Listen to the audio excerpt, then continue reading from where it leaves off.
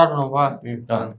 அதாவது இப்போ இங்க தமிழ்நாட்டுல நடக்கிற அந்த விஷயத்தை படி பார்த்தா, ஒரு சீனியர் ஜேர்னலிஸ்டா நான் வந்து ஒரு ஆய்வு பண்ணியிருக்கேன்.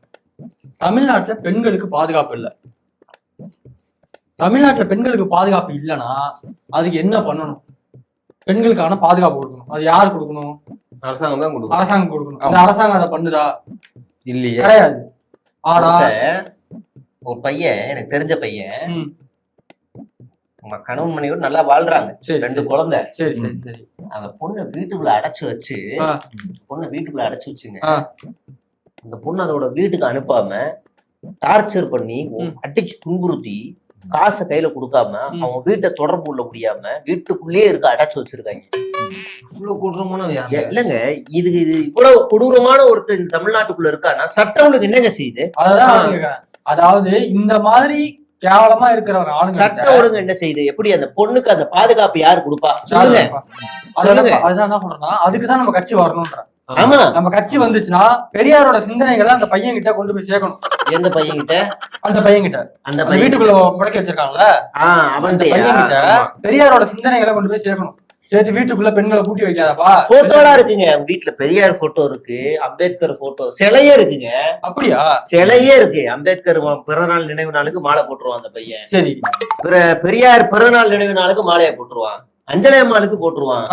அப்புறம் காமராஜருக்கு போட்டுருவான், அண்ணாவுக்கு போட்டுருவான், எல்லாருக்கும் போட்டுருவாங்க. எல்லாத்தையும் மாலை போடுறது ஓகே, அவர்களோட சிந்தனைகளும் அது தேவையில்லைங்க. அதாங்க, அது சும்மா வச்சிருக்கான் போல இருக்குங்க. ஆனா கட்டுற புண்டாட்டிய சித்திரவதை பண்றான்னா இந்த தமிழ்நாட்டு அரசு மேல நம்பிக்கையில ஒரு பயம் இல்ல தானே? சட்டம் உங்களுக்கு என்ன? கண்டிப்பா விஜய் என்ன வரட்டும், இன்னைக்கு அவர் வந்தாருன்னா அதுக்கப்புறம் நம்ம அதுக்குதான் நம்ம சொல்றோம், நம்ம தளபதி வரணும்னு பேசுறதே அதுக்குதான். சரி, அந்த பையன் யாரு? இல்ல, நானு குற்றம் சாட்டப்பட்டுள்ள என்னைக்கு வெளில சொல்ல மாட்டேன். அது மக்களுக்கு தெரிஞ்சுச்சுன்னா நீங்க கமெண்ட்ல சொல்லிக்கோங்க. பட் ஆனா நான் வந்து குற்றவாளியோ பாதிக்கப்பட்டவங்க பேர் நான் சொல்ல மாட்டேன். அதுக்கு சட்டத்துல இடம் இருக்கு. சொல்ல சட்டத்தை அப்படியே அடுத்து கிழிச்சிருவோம். நீ சட்டத்துல இடம் இருக்கு. நானே கண்டுபிடிச்சிருவேன். குழுலாம் எதுக்குப்பா? அடுத்த எதுக்கு இல்லவா? சட்ட ஒழுங்குன்றன பெண்கள் பாதுகாப்பை பத்தி நம்ம பேசுவோம். ஆமா, வேற என்ன? தமிழ்நாட்டுல பயங்கர பெண்கள் பொன்ராஜ்னு ஒருத்தர் பேசியிருக்காப்ல. ஆமா, மன்னிப்பு கேட்கணும். அதுல எந்த மாற்று கருத்து இல்ல. அவங்க பொண்ணு பாருங்க, நல்ல கோபமா அந்த நிருபரை வந்து அந்த நிருபரை அவன் அந்த நிருபர் எப்படி அவன் கேட்பான், அவன் எப்படி ஆடுவான் அப்படின்னு அவர் பேசுறாரு. இந்த வீடியோ கொஞ்சம் போட்டு விடுங்களேன். இவர் ஒரு ஐஜியா இருப்பாரு. சப் இன்ஸ்பெக்டருக்கு இவருக்கு மேல காதல் வருதுன்னா உன் அழகை பார்த்த காதல் வருது? கண்டிப்பா இல்ல.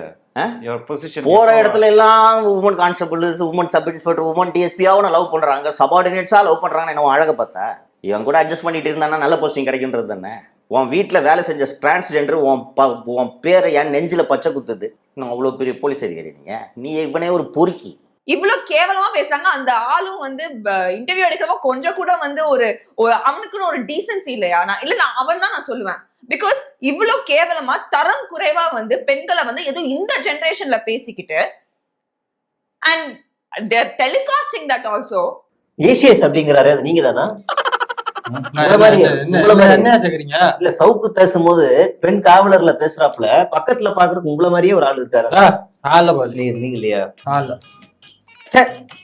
சரி, ஓகே. வேற என்ன சொல்ல வரேன்னா, இது கூட சட்டத்துல இடம் இருக்குன்னு நான் சொல்றேன்.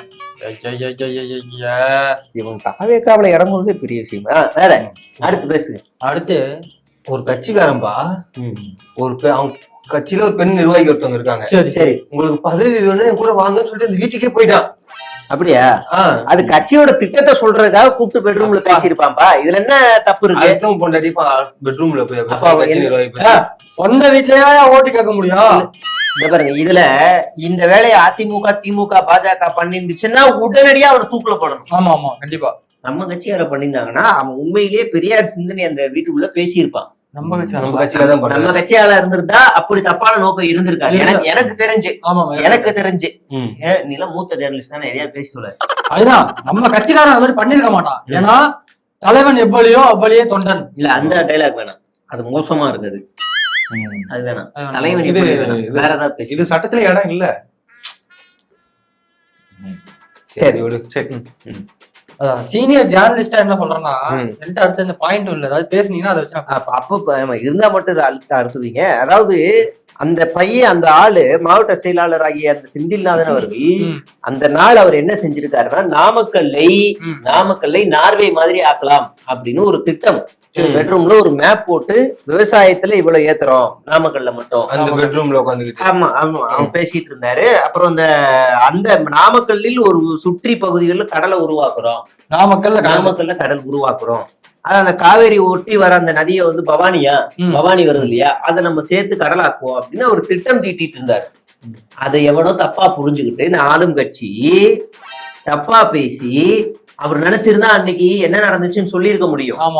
ஏன் சொல்லலைன்னா, அன்னைக்கு அவர் திட்டம் வகுத்துட்டு இருந்தது லீக் ஆயிடுச்சுன்னா கரெக்ட். அதான் என்ன பார்க்க போனா, இந்த சோசியல் மீடியால பிரபலமா இருக்க பொண்ணுங்க எல்லாம் இருக்காங்க தெரியுமா, அவங்களும் ரொம்ப அபியூஸ் பண்றானுங்க.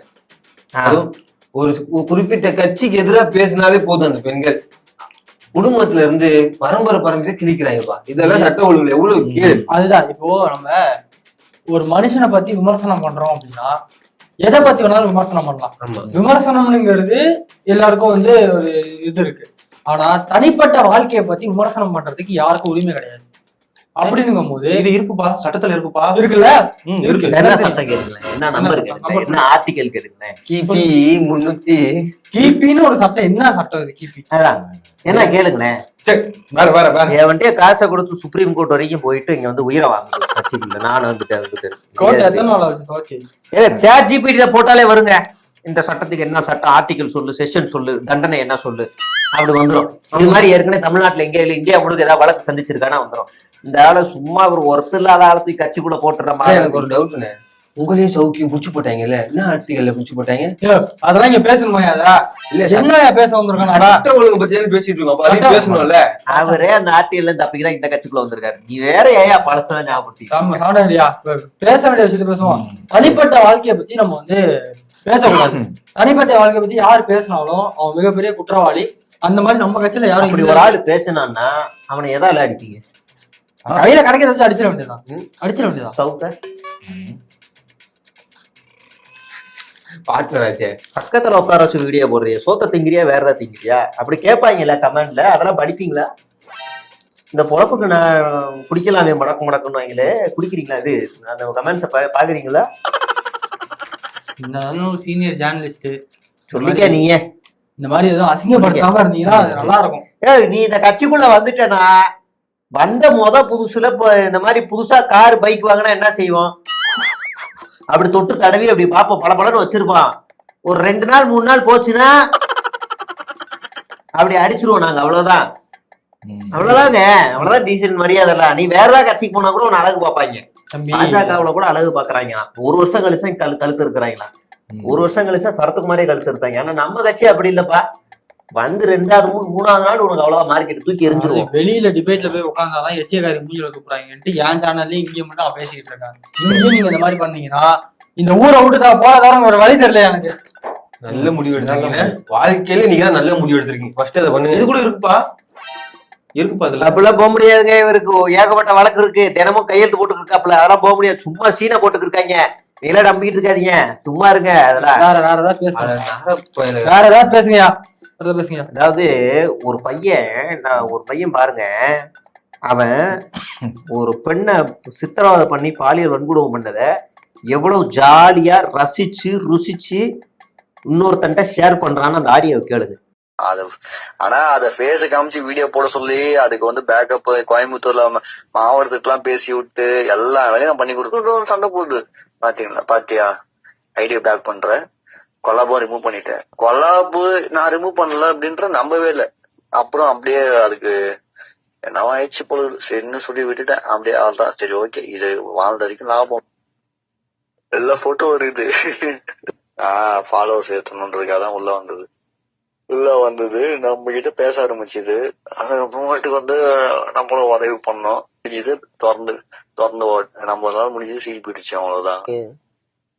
ரெக்கார்டு ஏதாவது பண்றதுக்கு போற அந்த டைம்ல தான் வந்து வாய்ஸ் சம்சாரத்தோட ஒரு வீடியோ என்கிட்ட இருக்குது, லீக் இருக்கு, பாக்குறீங்களா?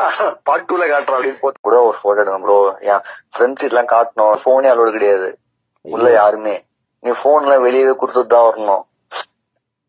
அதனால நம்மளோட போன் மட்டும் தான் உள்ள அலோடு, ஆடியன்ஸ் போன் எல்லாம் யாருமே அலோடு கிடையாதா. அதனால வந்து எப்படியாவது வந்து ஷோக்கு வந்துன்றது வெளியே படுத்தணும்னு அது அவ்வளவு வெளியே இருந்தது டோட்டலாவே வந்து. பட் ஏன் பண்ணும்போது இந்த மாதிரிலாம் நடக்கும், ஓகே ஆகும் அவங்களுக்கு அப்படின்னு. அவ்வளவுதான். என்ன ஒரு 3 நாள் பிளாக் லிஸ்ட்ல போட்டு எனக்கு என்ன பயம்னா அவங்க அண்ணன் என்ன சொல்ற போகுது அப்படின்ட்டு எனக்கு ஒரு பயம் வந்துடுச்சு. ஐயோ பிளாக் லிஸ்ட்ல எல்லாம் போட்டு விட்டு போயிடுச்சு, காமிச்சிட போகுதுன்னு சொல்லிட்டு ஆனா பண்ணிட்ட லூஸ் மாதிரி நம்மளுக்கு மட்டும் டெலிட் பண்ற ஆப்ஷன் தானே இருக்கும், அதை டெலிட் பண்ணி விட்டேன். அதுக்கப்புறம் வந்து எனக்கு சரியான பயம். ஐயோ இதுக்கப்புறம் இதுக்கு இந்த மாதிரி வேணாம் வச்சுக்க வேணாம் அப்படின்னு சொல்லி விட்டுட்டேன். வந்து அடுத்த வாரம் இவங்க அண்ணனே கால் அடிச்சான். எனக்கு அவன் கால் எடுக்கும் போதெல்லாம் ஒரு பயம். ஐயோ இவன் எதுக்கோ கால் பண்றான் பொழுது, மாட்டிக்கிட்டி விட்டுச்சான்னு தெரியலையேன்னு ஒரு 2-3 கால் எடுக்கவே இல்லை. அப்புறம் அடிச்சுட்டே இருந்தான். அடிச்சுட்டு வாட்ஸ்அப்ல வந்தான், ஏன் ப்ரோ போன் எடுக்க மாட்டேங்கிற, எனக்கு திரும்பவும் வந்து ஒரு என் தங்கச்சி மட்டும் பாக்கணுமா ப்ரோ, எனக்கெல்லாம் ஒன்னும் பிரச்சனை ப்ரோ, அதை மட்டும் பாக்கணுமா, ஒரே ஒரு டிக்கெட் மட்டும் எடுத்து விடு ப்ரோ. வந்துட்டு உள்ள என்ட்ரி ஆகிறதுக்கு முன்னாடி ப்ரோ நீங்க சொன்னது ஓகே ப்ரோ, எப்படி ப்ரோன்னு சொல்லிக்கிட்டே என்ன சொல்லுது, நீங்க சொன்னது ஓகே. அது என்ன ஒரு 14 காலேஜ் தான் போல ஒரு பையன். இது ஓகே ப்ரோ, ஆனா கன்ஃபார்ம் நீங்க போட்டோ எடுக்க வச்சிருக்கீங்களா, நீங்க போட்டோ எடுத்துதான் என்கிட்ட வரீங்க அப்படின்னு. ஓகே ஓகே ஓகே ப்ரோ, ப்ரோன்னு கூப்பிடாதீங்க, சரிங்க அப்படின்ட்டு அதுக்கப்புறமேட்டுக்கு உள்ள போயிட்டு முடிச்சுட்டு அதுக்கப்புறமேட்டுக்கு அவ்வளவுதான். நாங்க அது இங்க பூந்தமல்லியில ஒரு ரெசார்ட் நாங்க புக் பண்ணி வச்சிருந்தோம். டோட்டலாவே நாங்க மாத்தி வந்து பண்ணிட்டு இருப்பாங்க. நாளைக்கே ஒரு வாய்ஸ் ஆஃபீஸர் வந்து ஒரு பேண்ட் நேம் கிரியேட் ஆகுது அப்படின்னா அந்த நியூஸ் ஒரு வாரம் அதிகபட்சம். அதுக்கப்புறம் நான் அவ்வளவுதான், அடுத்த நியூஸ் மக்களே மறந்துடுவாங்க. இவனை என்னங்க பண்ணலாம் சொல்லுங்க, இவனை என்ன பண்ணலாம்? என்ன பண்ணலாம், ரோட்ல ஓட விட்டு போட்டு பொளக்க வேண்டியதான். அடி சப்புன்னு ஜட்டியோட ஓட விட்டு அடிக்கணும்ல, அடிக்கணும், நிச்சயமா அடிக்கணும். ஆனா அவன் நம்ம கட்சிக்காரன் ஆயிட்டான். இருக்க மாட்டோம். அப்ப அந்த மாதிரி பேசிருக்க மாட்டாங்க, பேசிருக்க மாட்டாங்க. ஆளுங்கட்சி கிளப்பி விட்டதா இருக்கு. ஜெமினி சட்டத்துல இல்ல, கரெக்டா இப்பதான் பாயிண்டா பேசிருக்காப்ல. அதனால அது தப்பாயிருங்க. அதனால இவனெல்லாம் நம்ம கொண்டாடுவோம். நம்ம ஆட்சிக்கு வந்தா இவனை மாதிரி ஒரு 100 பேர் அமைச்சர் ஆக்கிடுவோம். ஆமா ஆக்கிடுவோம். அதாவது பெண்கள் பாதுகாப்பு. நீங்க என்ன பேசுறியா? அதாவது இல்ல நீ பேசணும். நீ நான் இன்னும் ஒரே ஒரு பாயிண்ட். சரி அப்ப நான் ஒரு பாயிண்ட் பேசுறேன். நன்றி வணக்கம்.